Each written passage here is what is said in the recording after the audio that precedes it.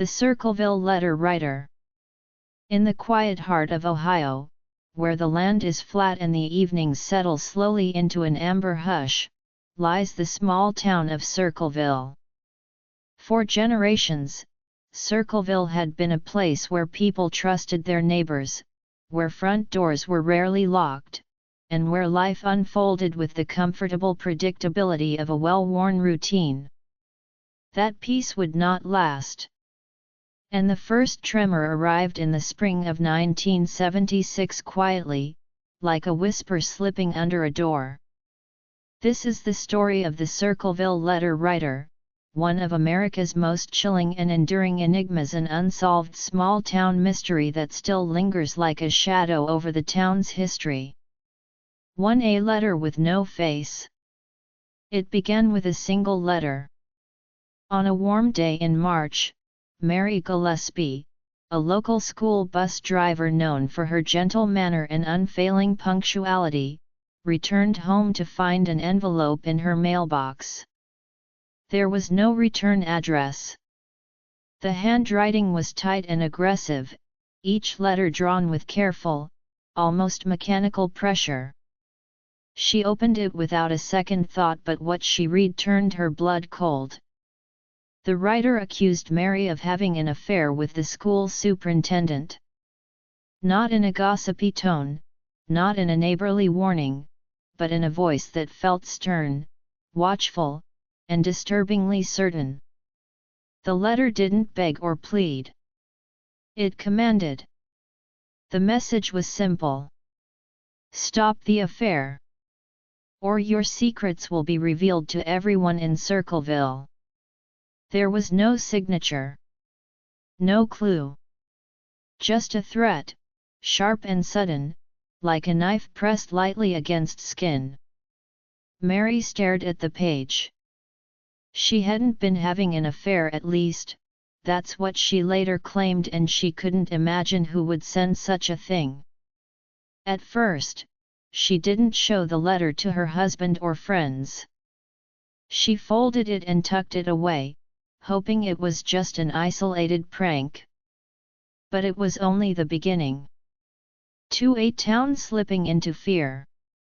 More letters arrived again and again. Some came to Mary. Some came to her husband, Ron. Some went to Mary's co-workers, neighbors, and even members of the school board. The Circleville Letter Writer seemed to know everything. Names, schedules, private conversations, rumors no one had ever spoken aloud. The tone grew darker, more insistent, more intrusive. People began to whisper, "How does this person know so much? Was it a neighbor? A friend? Someone sitting in church every Sunday with them?" No one felt safe. Circleville, once warm and open, grew tight with suspicion. At grocery stores, people lingered a little too long behind each other. Eyes narrowed, conversations stopped abruptly when others walked by. The letters had worked their poison into the heart of the community. And then came the event that turned fear into tragedy. The night Ron Gillispie died. One evening, Ron Gillispie, Mary's husband, received a phone call. The voice on the other end was harsh and unfamiliar. According to later accounts, Ron suddenly seemed convinced he knew who the writer was. Without explanation, he grabbed his keys, climbed into his pickup truck, and sped off into the dark Ohio night. Witnesses later claimed he was driving erratically, almost as if chasing someone. Minutes later, Ron's truck veered off the road and smashed into a tree. He was killed instantly. The sheriff ruled it an accident. But the people of Circleville whispered otherwise. Some said Ron was forced off the road. Some said the shooter had been lying in wait. Others believed Ron had finally confronted the letter writer and paid the price. Even stranger. A single bullet was found on the ground near his truck. But it wasn't fired. It didn't match the crash. It simply lay there, unexplained. It was the kind of detail that makes a quiet town shiver. For the letters don't stop. After Ron's death, Mary tried to return to her routine, driving children to school, cooking dinner at night, attending community events, but the letters only intensified. The accusations grew vicious. They blamed her for Ron's death.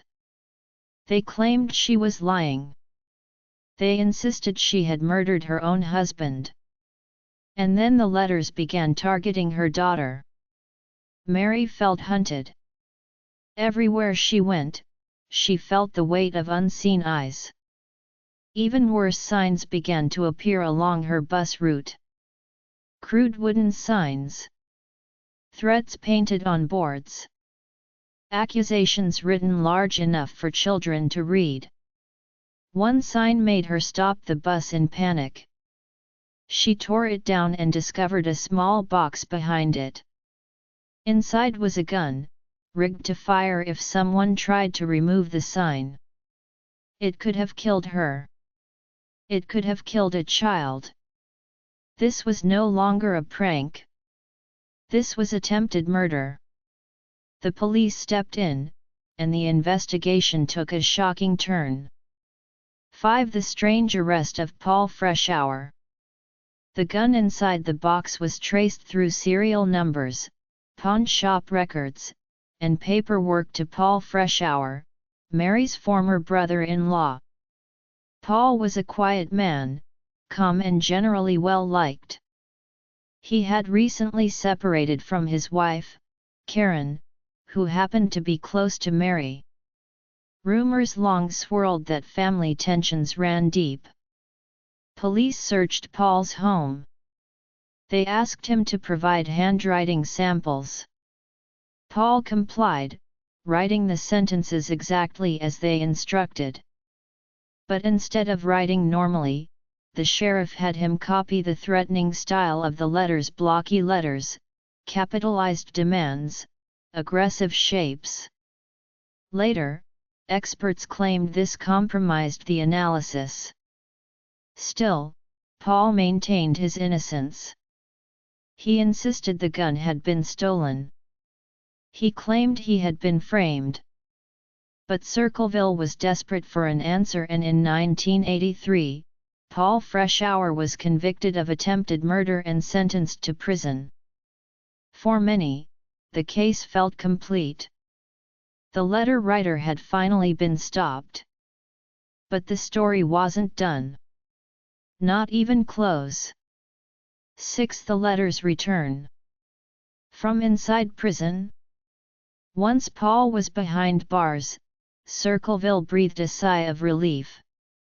But 6 months later, the letters returned. Not fewer. Not friendlier. Not hesitant. They came back with renewed fury. They taunted Mary. They mocked the investigation. They threatened officials. They even wrote to Paul's own alibi witnesses. The most disturbing letter came addressed to Paul himself, sitting in his prison cell. You think you got away with something. But you'll never get out of there. This was the letter that stunned everyone. How could Paul send letters from prison? All his mail was monitored. He had no access to envelopes or paper. He was placed in solitary. But the letters kept arriving. To some, this proved Paul's innocence. To others, it proved he had accomplices. And to many, it confirmed what they already felt deep inside. The Circleville letter writer was more than just a criminal. He or she was a presence. A shadow that could reach beyond walls, beyond distance, beyond logic. When Paul was finally paroled in 1994, the letters stopped for good. But the question remained. Had they stopped because Paul was released? Or because the real writer decided the game was finally over? 7 voices that never found a face. The decades that followed brought several theories, each more unsettling than the last. Theory 1. A family feud turned deadly. Some believed the letters were part of a deep rift between Mary, Ron, Paul, and Karen. Old jealousy. Old wounds. Old resentments. But this theory never explained how the writer knew so many intimate details or how the letters kept coming from inside prison. Theory 2. A neighbor watching from the shadows. Others swore it must have been a jealous neighbor.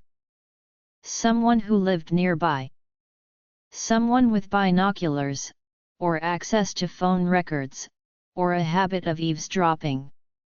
But no evidence ever surfaced. Theory 3. Multiple writers. This theory grew popular, the idea that more than one person wrote the letters. That after the first wave, someone else picked up the pen, maybe a copycat, a relative, or another member of the community. But again, no proof. Theory 4. The writer was never caught at all. This is the darkest and most enduring theory. That the writer was intelligent, quiet, invisible, and still living somewhere in Circleville. Watching, waiting, maybe even laughing. 8. The legacy of fear. What makes the Circleville mysteries so powerful even today is not just the letters themselves, but what they did to the town. The writer didn't just send threats. They dismantled trust. People stopped opening their windows at night. Parents walked their children to school instead of letting them take the bus. Neighbors stopped sharing meals and began sharing accusations. Circleville became a place where every glance felt suspicious, where every passing car seemed to slow down just a little too long, where every envelope carried a hint of dread. The letter writer's true crime wasn't just harassment. It was psychological invasion. A slow poisoning of the town's soul. And even decades later, long after the letters stopped, the story lives on, retold as an unsolved small-town mystery that defies explanation. 9. A whisper that still echoes. Today, Circleville looks peaceful again. Children ride their bikes on quiet sidewalks. Old couples sit on porches at sunset. The cornfields sway gently in the wind, as if whispering secrets only they remember. But somewhere in the town's collective memory, the shadow remains. A reminder that danger doesn't always come with a mask or a raised voice. Sometimes it comes in an envelope. Sometimes it wears no face at all. Sometimes its handwriting is perfect and patient and merciless. And sometimes, just sometimes, it knows exactly who you are. The identity of the Circleville letter writer has never been proven. Not in court. Not in investigation. Not in confession. The letters remain one of America's strangest, most haunting unsolved cases. A story that began with a whisper and ended with a silence far more terrifying. Because silence means one thing. The writer never needed to speak again.